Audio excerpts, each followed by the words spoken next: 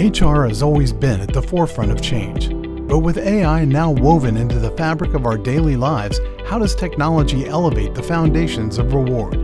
HR professionals are uniquely positioned to lead the charge. In Turbocharging HR, we examine how technology is enhancing the core principles of reward and how HR can harness data, digital tools, and strategic insight to drive meaningful change across organizations. Welcome to our Turbocharging HR series, where we will be discussing job evaluation, talking about how it's evolved and how HR will be supporting to future-proof it. My name is Charlotte Wheeler, and I will be joined today by my colleague, Ruchi Arora. Hi, Charlotte. Hi, Ruchi. So, a question to get us started. Job evaluation, job levelling has been around for a while now. There have been points where people have questioned whether it's still useful. What are your thoughts? So the short answer is it's absolutely critical. So I do think that job evaluation is certainly here to stay. The big thing that is bringing it back into focus over the last couple of years is very much the EU Pay Transparency Directive and other pay regulations, pay equity regulations around the world. So it's absolutely here to stay. I would say maybe 6-7 years ago, there's a little bit of debate whether it's still relevant and if it should still exist, but I think the regulations are driving it otherwise and absolutely foundational to HR frameworks. And can you give us a little bit of context on how it has evolved over the kind of recent years and maybe what it looks like in the next kind of 3 to 5 years? What can we expect from job levelling?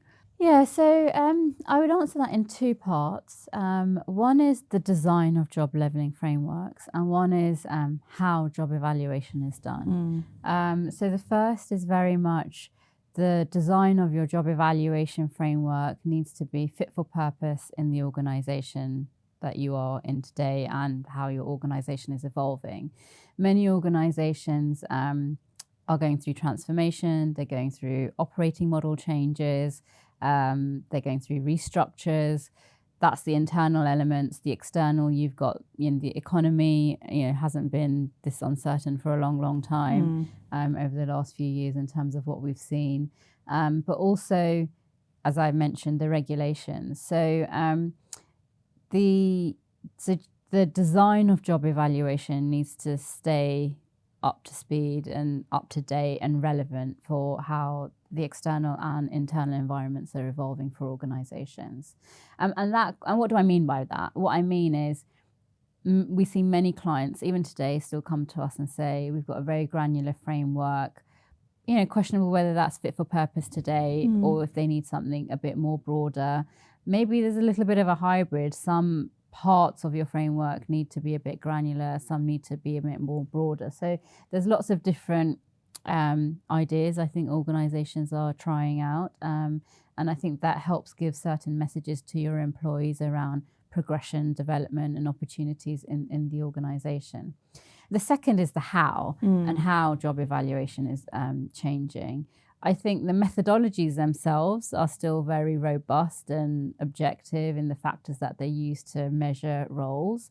But how job evaluation is done through technology, using AI more in that space, and just trying to save time and bring efficiencies in the whole process of job evaluation is something that is evolving and I think will continue to evolve even more in the future. Let me dig a little bit deeper on the AI point that you just raised. So we hear a lot about that at the moment. Can you just give us a little bit more detailed information on how AI can support something like job levelling? What does that look like?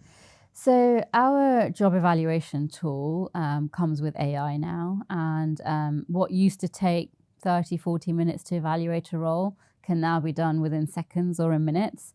And that is significantly improving the time that it is taking organizations to do job evaluation. We know some organizations have had these factories of job evaluations where you've had people dedicated to that. So that's saving huge amounts of time. We see organizations also move job evaluation into things like reward operating centers, which again is driving, helping drive some of the efficiencies from job evaluation. So the AI with job evaluation saves time, it's objective, and it provides a lot of robustness around the job evaluation outcomes, so that reward and HR teams can actually spend more time in discussing the actual role with the business and making sure it's articulated in the right way, it's giving the right message, and they're able to attract and retain the talent and have the right people in those jobs, rather than focusing too much on what the number is or what the letter is. I mean, it sounds like there are so many positives there, but let me kind of ask from another angle.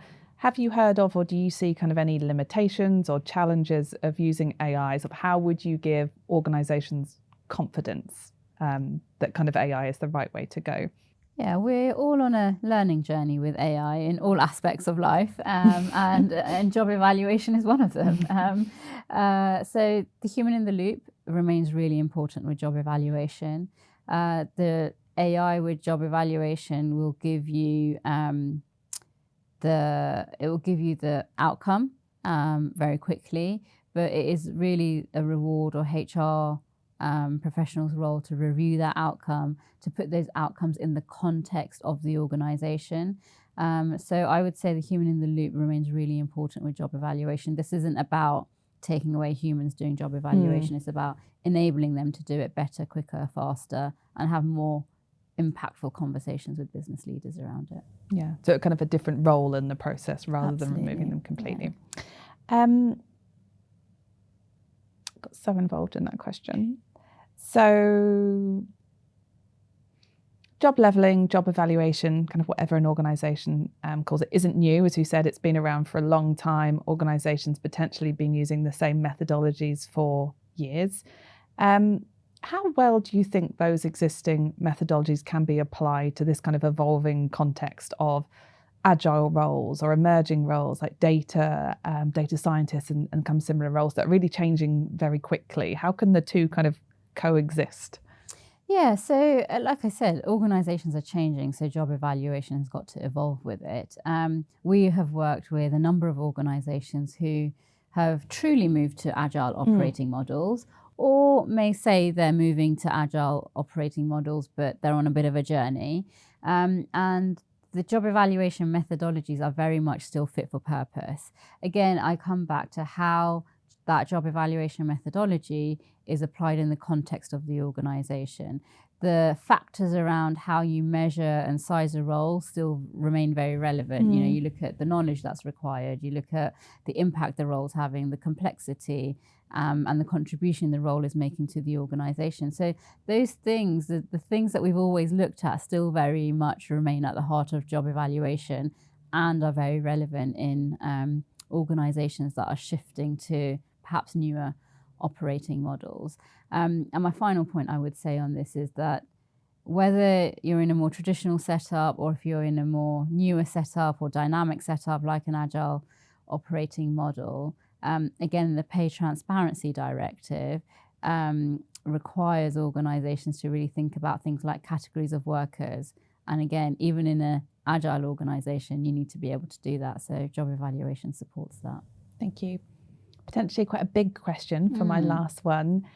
For those organisations that are thinking about their job levelling approach, either implementing something or refreshing, are there any kind of themes or trends that you think should be feeding into some of that thought process? Kind of any advice?